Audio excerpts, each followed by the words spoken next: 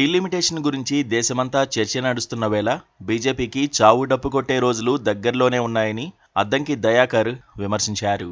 Delimitation వల్ల దక్షిణాది రాష్ట్రాలకు నష్టం జరుగుతుందని అన్ని రాజకీయ పార్టీలు గగ్గోలు పెడుతున్నా ఏమాత్రం పట్టించుకోని పరిస్థితి ఏర్పడిందని మండిపడ్డారు. సామాజిక, ఆర్థిక, రాజకీయ ప్రయోజనాలకు భంగం వాటిల్లితే మాత్రం బీజేపీ నాయకులపై తిరుగుబాటు తప్పదని హెచ్చరించారు.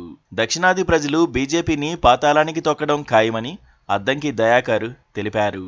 తెలంగాణలోని బీజేపీ నాయకులు పరమానందయ్య శిష్యుల్లా మాట్లాడుతున్నారని ఎద్దేవా చేశారు అద్దంకి దయాకర్. మరోవైపు ఎన్డీఏ కూటమి నాయకుల కుట్రలను ప్రజలు తిప్పికొట్టాలని అద్దంకి దయాకర్ పిలుపునిచ్చారు. AP CM Chandrababu, AP deputy CM Pawan, AP మాజీ సీఎం జగన్ అందరూ కలిసి బీజేపీని అధికారంలోకి తీసుకొచ్చేందుకే ప్రయత్నిస్తున్నారని ఆరోపించారు. బీజేపీ అడుగులకు మడుగులొత్తే పార్టీలుగా ఈ మూడు పార్టీలు మారిపోయాయని విమర్శించారు.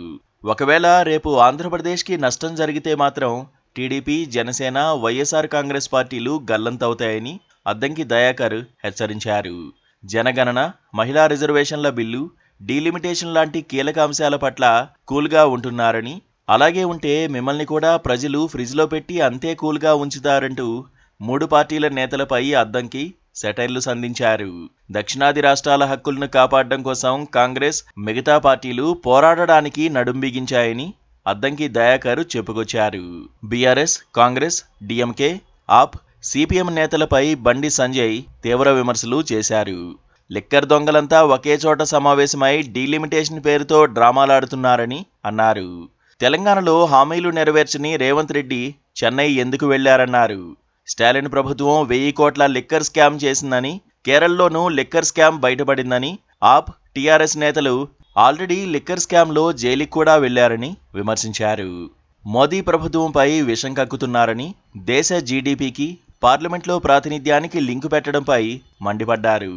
దేశ జీడీపీలో దక్షిణాది వాటా 36% ఉన్నందున పార్లమెంట్లో కూడా దక్షిణాదికి 36% దాకా వాటా ఇవ్వాలని అడుగుతున్నారు.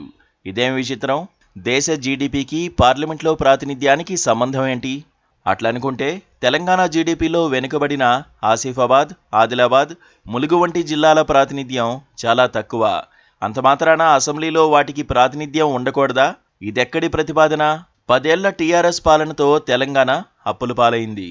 బీదర్లో ఒక ప్రింటింగ్ ప్రెస్లో దొంగ నోట్లు ముద్రిస్తారు. అది బీఆర్ఎస్దే అన్నారు. బీఆర్ఎస్ను వదిలించుకుని కాంగ్రెస్కు అధికారం అప్పగిస్తే ఏం ఒరిగింది? 6 గ్యారంటీల అమలు ఏమైంది? 15 నెలలుగా ఇచ్చిన హామీలను అమలు చేయకుండా ప్రజలను కాంగ్రెస్ పార్టీ దారుణంగా వంచిస్తూనే ఉంది అని అన్నారు. Please do subscribe to Please do subscribe to Please do subscribe to Please do subscribe to Please do subscribe to Please do subscribe to KTV Telugu. KTV Telugu. KTV Telugu. KTV Telugu. KTV Telugu. KTV Telugu. Please do subscribe to KTV Telugu.